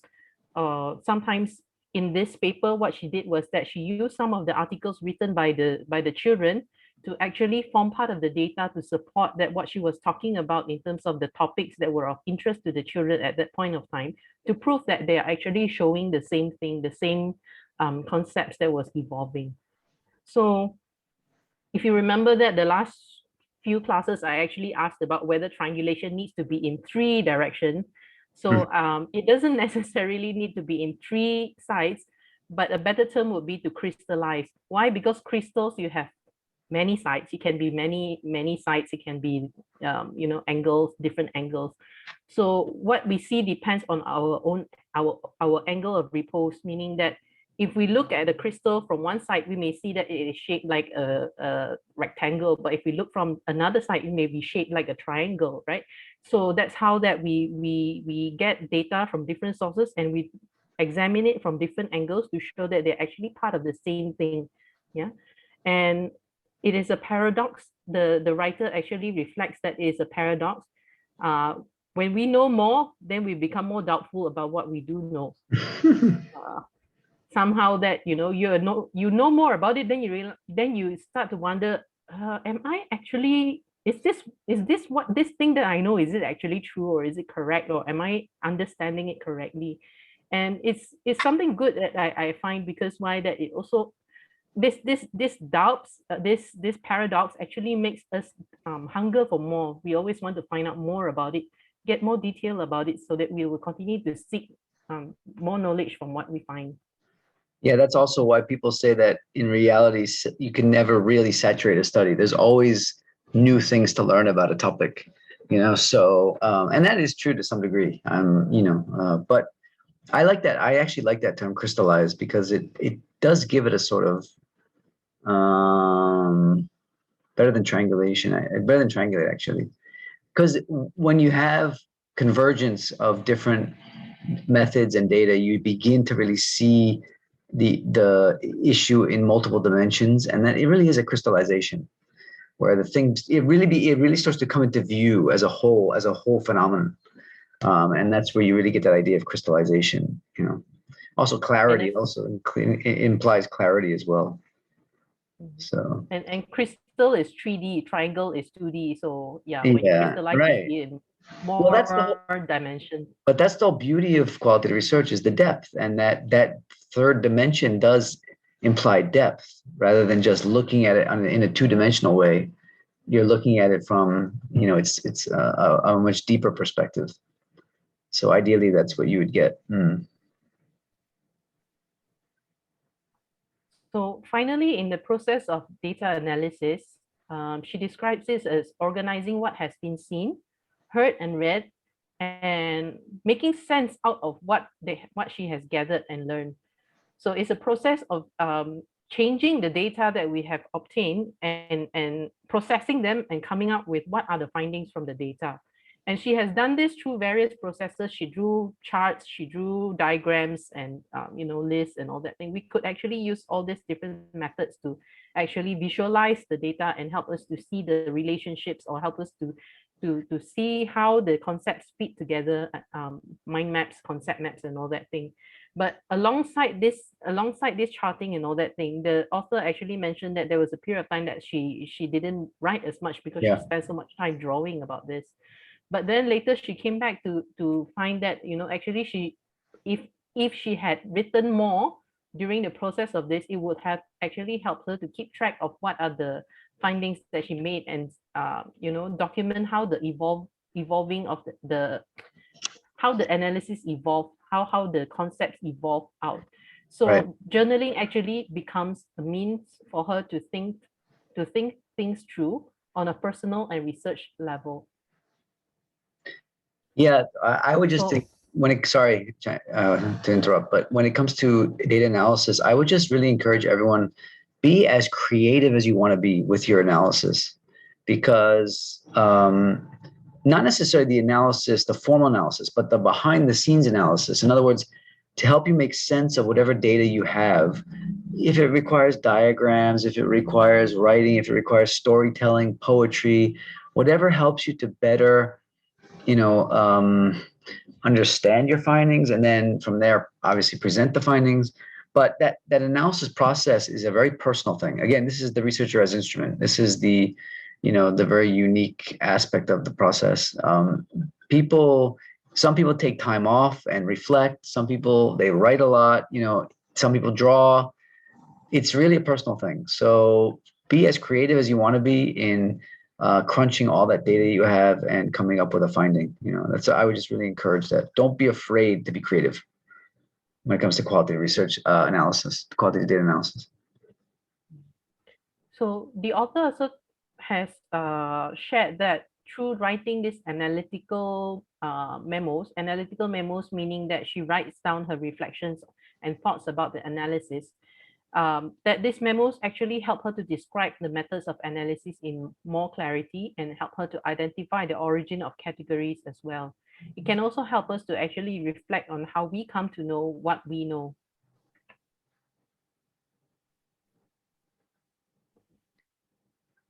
Finally, finally, writing the narrative. Yeah, so writing forces the investigator into a new and more intensive kind of analysis. And as mentioned by Prof before this, that when we actually write, the concepts become clearer and becomes more vivid. I also find the same experience as well when I try to write up data that I have obtained, try to write up about the themes that I've obtained through past qualitative research. And I find that I cannot write it unless that it becomes clearer. And in the process of writing, sometimes I find that actually these themes do not belong together because they don't make sense. When I try to write out the connections, it doesn't make sense. So I have to go back and relook into the analysis, and I realized that, hey, maybe this should be categorized differently. And that's what helps the process of analysis. So by describing a detailed description of the case and its setting, it's actually the foundation for which we build our qualitative data. And it's always important to write down the details while it is still fresh in mind. So during the earlier projects that I have had as a very, very, very junior qualitative researcher at that time, I must admit that I was kind of sloppy in doing this because I thought that I wasn't sure what to write down for my reflexive memos during the earlier phases. And I didn't think about why I didn't really think about why it would be important to write it down, because nobody's going to read it anyway. It's not going to be submitted to the journal and that thing, you see. But now I realized that writing it down actually helps me a lot because it forces me to be more focused on it, and it also helps me to see the connections. And that's where that, you know, how I find that the connections between the themes and all that thing all becomes so much clearer by writing. So now I'm really glad that, you know, this paper actually tells me about this, because when I did this, I prepared these slides actually a few weeks back, so my memory of the paper might not be so fresh, but when I was doing it, I was in the process of actually analyzing some qualitative data to construct a model. And, you know, this paper kind of like motivated me to write more about how the analysis evolved. And it actually helped me a lot. I think it actually sped up the process of analysis, because before that it was just like, fluff in the air, hasn't really crystallized, and writing actually helped to kind of like pull it down together to make it clearer and more solid. Yeah. So when we in the coming weeks, when we do the codebook development, we'll have time for practice as well, hopefully.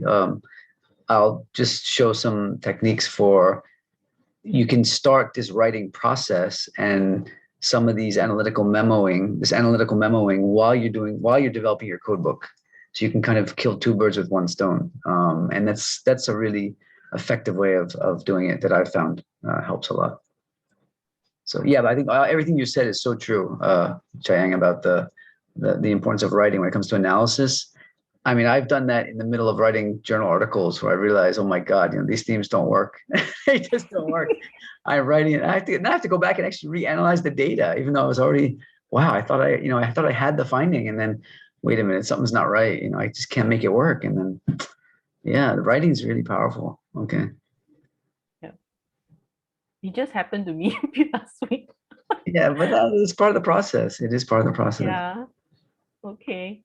So finally, the author shared about how reflexivity helped her to recognize some personal issues as well, because in doing qualitative research, we need to be really immersed and really absorbed in order to be able to interpret and analyze or explicit the data. Okay, so she mentioned that qualitative researchers will find their lives consumed by their work as they seek to understand the connection, right?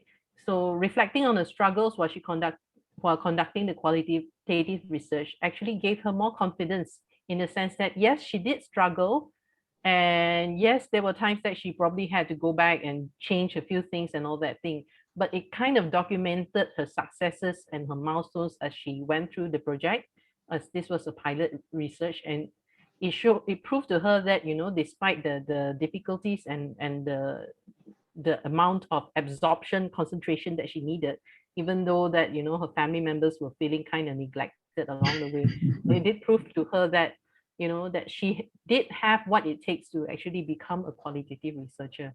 So it's kind of like a personal document of success to prove that she actually managed to handle it. Yeah.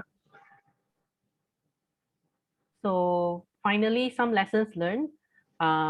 Firstly, is that reflexive writing helped to consolidate what she had learned from conducting the research. Writing is a method of inquiry. So writing actually helped her to make links between how she conducted the study, the reflective journal entries, and literature on qualitative methodology. Because as she wrote, as she reflected about literature that she had read, she actually made connections about it with her study as well. So it helps to connect theory and practice together to provide new insights into the complexity of qualitative inquiry and what it means to be a qualitative researcher. And finally, reflexivity played a role in accomplishing the project and ongoing development as a researcher. So I actually want to go back to the questions that Najwa presented at the beginning. Okay. Right? Why is reflexivity important in conducting qualitative research? So in this paper, we actually see that, throughout the various stages of research, from the beginning of choosing a title or choosing the focus of the research, why we want to do the research in the first place, to the design for the methods, to the data gathering process, to the data analysis process, and finally to the writing, reflexivity actually contributes a lot throughout the journey as a qualitative researcher. And ethical issues, how is it related with reflexivity? It actually helps. Helps in the sense that the researcher becomes more aware of possible personal biases and assumptions. So reflexivity helps her to maintain that critical subjectivity in the analysis of the data, and also helps her to tie up together the different angles from different participants, different sources of data, to tie them up together. Because by writing those memos, it actually helps her to bring those concepts all together and solidify it. So finally, how can I practice reflexivity? Yeah, I asked this question a lot to my mentor during the initial phases, because I had no idea how to practice reflexivity. Probably that's why I was lazy to write my memos during the earlier phases, because I didn't know what to write. Yeah. But with this paper, how she has explained how all those memos and journal entries that she has written help to contribute to the research. I think that we can see that reflexivity can be done through this writing of memos. It can also be done even during the process of interview. Let's say we are doing an interview, we have thoughts in our minds and all that. We could write it down as field notes or some observations, and then go back to it, we revisit it again, and then we can kind of like look and see how our observations actually tie in with the whole picture. So these are some methods that the researcher has shared, and I think that this paper actually helped me a lot, especially during this last few weeks trying to make sense of my data. Great. That's great to hear. Yeah, thank you for going back to those questions. They're really important questions. I'm glad you did that. And thank you, group, for the presentation. It was nicely done. Yeah, so that last question is very important. And I think it's a very good article. I think one of the ways that we can really appreciate reflexivity is when anything you do in your study, your qualitative research study, is going to cause you to have reactions. In other words, whatever you do, there's going to be things that arise inevitably. And so, like, one of the ways that they teach journaling or logging, doing research log or research journal, is anytime you have a session with a participant, or you're even just sitting down to do analysis, you have an entry in your journal or your logbook, and on the left, you basically break your piece of your paper down into two columns. On the left column, you document what you've done, like the actual steps that you did that day. You know, you interviewed, you met this person at this time, you interviewed, it lasted this amount of time, blah, blah, blah, blah. Okay. And then on the right side, you have sort of the reaction side. So any thoughts, ideas, questions, especially questions are really important, that arose during the process, you're also documenting those on the right side, right? So you have, you sort of have the sort of mechanics of what happened, what you did, the steps, procedures, etc. And then you have your reactions to those things. And so if you keep your diary going in that way, anytime you have a research activity, you're going to be generating these kinds of reflective notes and ideas. And the more you do it, the better you get at it, right? So the more you're doing it, you're going to find yourself asking better and better questions as you go along. Okay, and that's going to improve your analysis, because you're then going to ask better questions of your data, which is a really important part of analysis. Analysis is asking questions of the data and getting deeper insights as you do that. So it's a sort of it's an interesting process, but it does require you to take the initiative to do it. It's not going to do it for you, that's for sure, right? So, but it pays off in the end. Okay, any questions or comments about the paper, the presentation? Any reflective comments? No. All right. So, so now what I'd like to do the rest of the time we have, I'd like us to do a short activity. As I mentioned early in the class, I'd like to do some group work now and have you reflect on a positionality statement from an actual thesis. Okay. So, if you go to Puchablast, and I'm going to share my screen here, good job. If you go to Puchablast, you will find at the bottom in the course handouts folder. Okay, I've uploaded this here, positionality statement, Hodge thesis. Okay, this is one example. We're going to use this one now for our exercise. There's another example here, number 2. You can look at that on your own time. That's another example of positionality statement. And then there's some guiding questions that you can also use to help you when you go to write your positionality statement for your assignment and then later for your thesis. But we won't really make use of that right now. What I want to make use of now is the first one, this positionality statement, the Hodge thesis positionality statement. Okay. So what I'm going to do is I'm going to break you up into groups and just give you about 20 minutes. I want you just each group read through the positionality statement. It's only about 6 pages, double space. It won't take long. And then discuss in the group about just your reaction to it. What are the main elements there that are discussed in the positionality statement? What is the purpose of it? Is it effective in getting across the researcher's position to the study? And what do you learn from it? Okay, if you're the reader of the thesis, what do you learn from this positionality statement? Okay, so just a general reaction to it in terms of its contents, its purpose, and its effectiveness in sort of disclosing and giving the reader a good idea of where this researcher is coming from in terms of conducting this study. Okay, so if you can do that in your groups, again, it shouldn't take more than about 20 minutes, and we'll just come back and report out. Is that clear? Anyone have any questions? Oh, somebody asked in the chat here, Shahira, is there any difference between research journal and audit trail? Well, no, but the audit trail is a documentation of the entire research process, especially a sort of documentation of how you arrive at your findings. And so that has to be written, it has to be documented somewhere, it has to come from somewhere. And so usually it comes from the researcher's journal, and then it's usually at the end, it's put in the sort of summary format or whatever. But the details of it, details of it really come from the researcher's journal. So if you're not journaling, you don't really have a very strong audit trail. So that's the other issue if you don't journal. Okay, so that's a good question, Shira. Thank you for that. Okay, so are we clear on the exercise? Any questions about the? So you can go ahead and in each of your group, you can access it from Puja Blast. Just download it straight and then go through it. Okay. Now I'm going to send you off.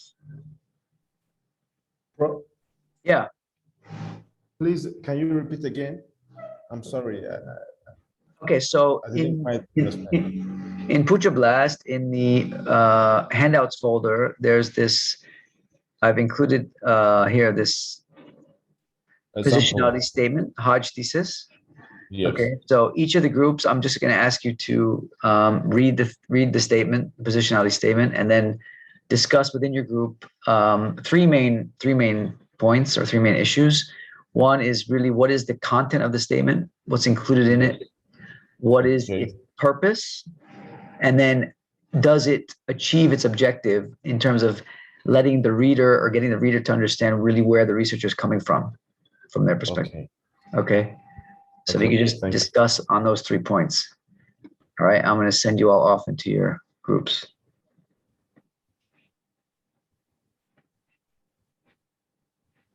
And away you go.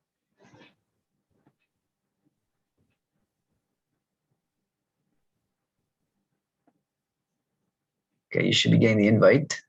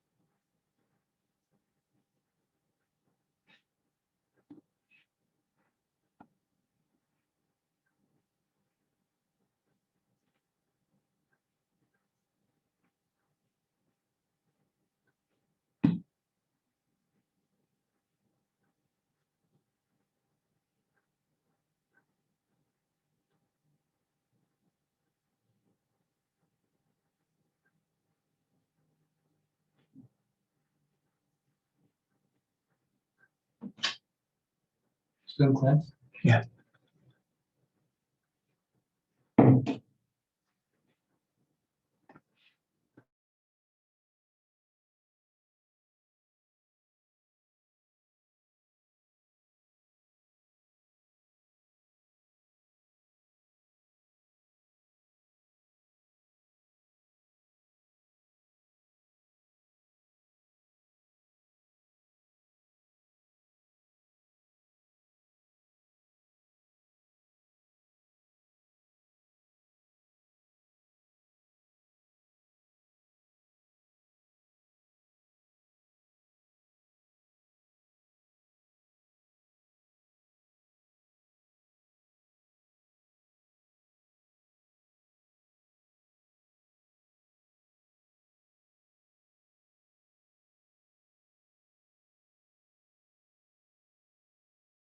Hi, Prof.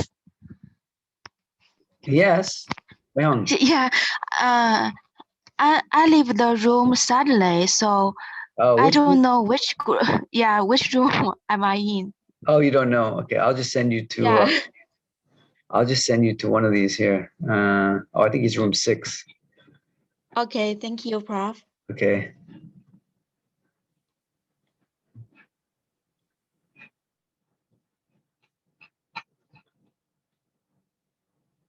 Do you see the invite there? Okay.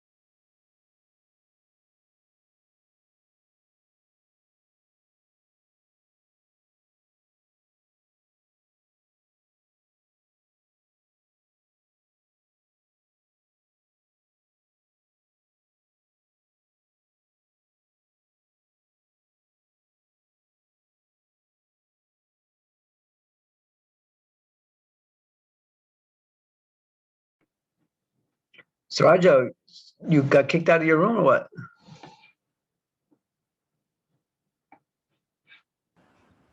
Yes, Prof. Yes, Which room were you in? Do you remember? I actually initially I belongs to room, I think room 3.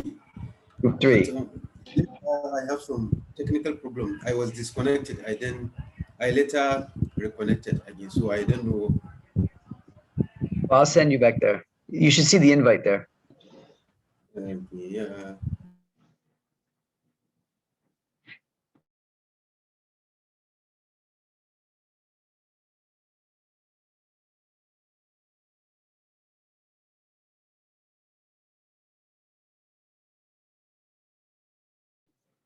Maizura, what happened to you?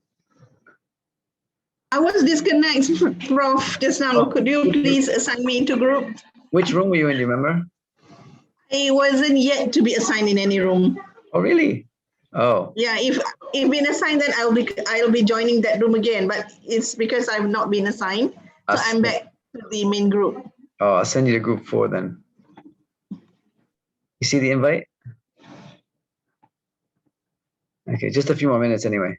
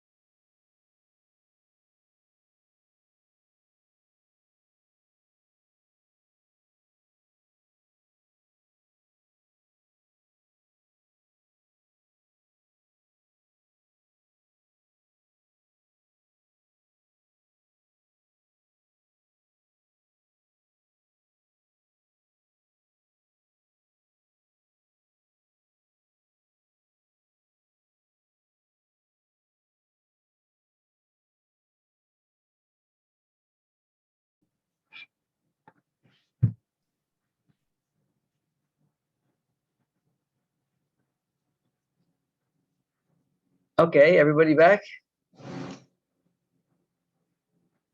Yes. So we Yes, just have, Prof, we are back. I hope it was enough time. We're running out of time. There's only a few minutes left. So I figured I would just pull the plug and put you guys back in. I hope you were able to at least go through it and have some discussion about it. Not finished yet. We Sorry? didn't manage to discuss, Prof. Oh, you Not didn't? finished yet. Oh, Not finished okay. yet. I'm sorry. I'm sorry. I apologize. Just finished reading, Prof.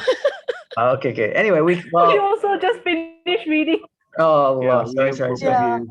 review Lot, Prof. 6 pages. the All right. Cannot So here's, manage. reading all about right. it. So this is what we'll do. This is what we'll do. Oh, I can't send you back into the rooms. If I send you back to the rooms, it's going to send you all to different rooms. But wait, since you didn't discuss yet anyway, maybe I'll just send you all back to, maybe the last 10 minutes or 15 minutes, I'll let you discuss. And then next week, we'll start off by letting you share your reflections on the piece. Okay. Okay. All right. So I'm going to send you back into rooms for another 15 minutes and you can just Okay. have some discussion. Okay. Okay, Prof. All right. Okay, here we go.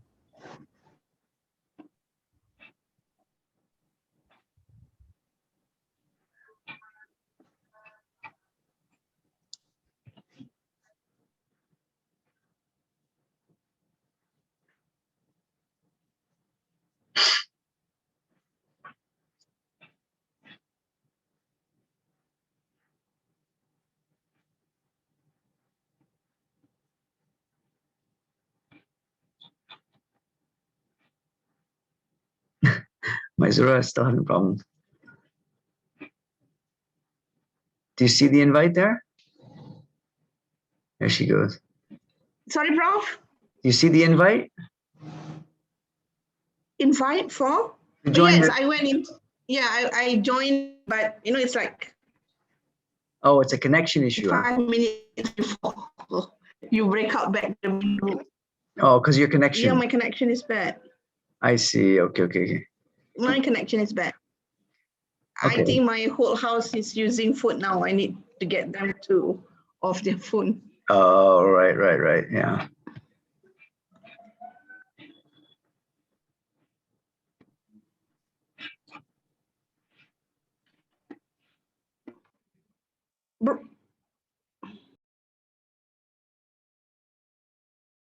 Prof, they are still in group.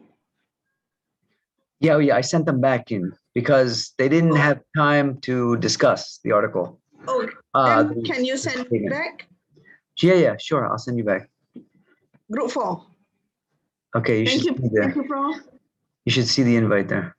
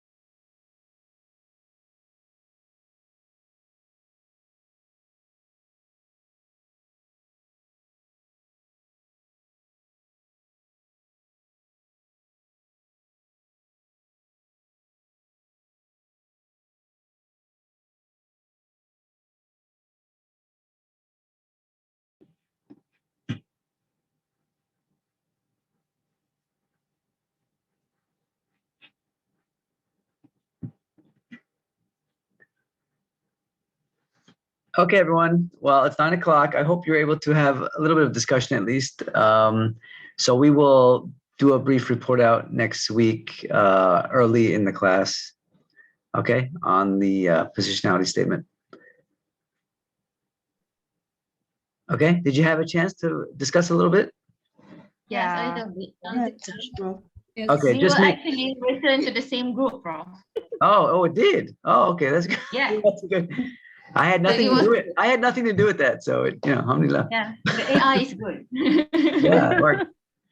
Okay, then see you all next week. Thanks for everything. Okay. Thank you. Okay. Bye. Thank you, Prof. Good night. Assalamualaikum. Thank you, Salam. Prof. Bye. Thank you. Prof. Have a Thank you, good week, Prof. everyone. Have a good week. Bye. Thank you, Prof. Thank you, bro. Bye bye.